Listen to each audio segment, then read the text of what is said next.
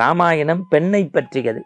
பிறன்மனை நோக்கா பேராண்மைதான் சான்றோருக்கு அழகுங்கிறதுக்காக பிறன் மனையை மனதில் நிறைத்த ராவணனுடைய வீழ்ச்சியை சொல்வது ராமாயணம். காஞ்சி ஸ்ரீமடத்தை பொறுத்த வரைக்கும் அது ஆதிசங்கர பகவத்பாதாவால் நிறுவப்பட்டது. முதல் பீடாதிபதி அவர்தான்.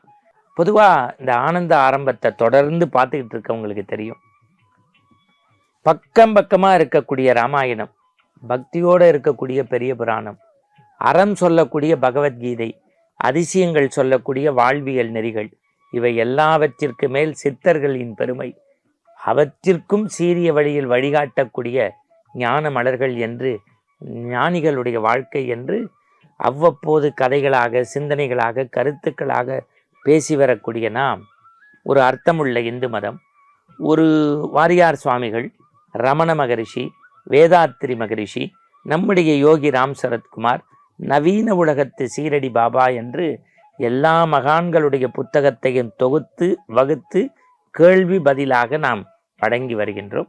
அந்த வகையில் அடுத்த தலைமுறைக்கு இறைநெறியை கொண்டு போக சின்ன சின்ன கேள்விகள், சிந்தனை மிகு பதில்கள். 12ஆம் திருமுறை என்றால் என்ன? முதல்ல திருமுறை பல இருக்குது. அதில் 12ஆம் திருமுறை அப்படிங்கிறது நம்முடைய சேக்கிடாரால் இயற்றப்பட்ட பெரிய புராணம். நிறையா பேருக்கு பெரிய புராணம் 12ஆம் திருமுறைன்னு தெரியாது. அதுக்கு அடியார் பெருமைன்னு ஒன்று உண்டு.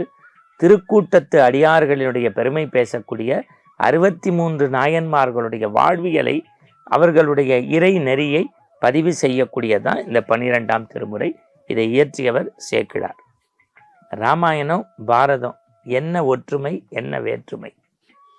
பொதுவாக ரெண்டுமே பிற மொழிகள்லையும் எழுதப்பட்டிருக்கு. ராமாயணத்தை எடுத்தால் வால்மீகியும் எழுதியிருக்கார், தமிழில் கம்பரும் எழுதியிருக்கார். நீங்கள் பாரதத்தை எடுத்தால் வியாசரும் எழுதினார், வில்லிபுத்தூராரும் எழுதினார். ஒத்த வரியில் சொல்லணும்னா ராமாயணம் பெண்ணை பற்றியது. பிறன்மனை நோக்கா பேராண்மைதான் சான்றோருக்கு அழகுங்கிறதுக்காக பிறன் மனையை மனதில் நிறைத்த ராவணனுடைய வீழ்ச்சியை சொல்வது ராமாயணம். ஈ இருக்கும் இடம் கூட இனி நான் உனக்கு தரேன்னு அடுத்தவ மன்ன பொண்ணை அபகரித்து வச்ச பாரத பாண்டவ கௌரவர்களுடைய சண்டையை சொல்றது பாரதம். சரி, அண்மையில் காஞ்சி பீடம் பதவியேற்ற நம்முடைய காஞ்சி சங்கராச்சாரிய சுவாமிகள் எத்தனாவது பீடாதிபதினு ஒருத்தர் கேள்வி கேட்டிருக்காரு. பொதுவாக காஞ்சி ஸ்ரீமடத்தை பொறுத்த வரைக்கும் அது ஆதிசங்கர பகவத்பாதாவால் நிறுவப்பட்டது. முதல் பீடாதிபதி அவர்தான். இந்த நூற்றாண்டில் உள்ள பீடாதிபதிகளை நீங்கள் நினைவில் வச்சுக்கிட்டா போதும். 68 மகா பெரியவர், 69 புது பெரியவா, 70 பால பெரியவா, இப்போ அண்மையில பதவிக்கு வந்த குட்டி பெரியவா 71வது பெரியவா. இது காஞ்சி மடத்தினுடைய வரலாறு. அடுத்து அற்புதமான ஒரு கேள்வி கேட்டிருக்காங்க. அண்மையில் திருச்செந்தூரில் நடைபெற்ற குடமுழுக்கு, அதில் ஆதிசங்கரர் பாடிய பாடல் இருக்கிறதாமே என்னன்னு கேட்டிருக்கார். அது வேற ஒன்றும் இல்லை, பல நூற்றாண்டுகளுக்கு முன்பு ஆதிசங்கர பகவத்பாதா திருச்செந்தூர் முருகன் சன்னதியில் சண்முக புஜங்கம் பாடினாங்க. அதை சொல்ல சொல்ல உடல் நோய் குணமாகும்.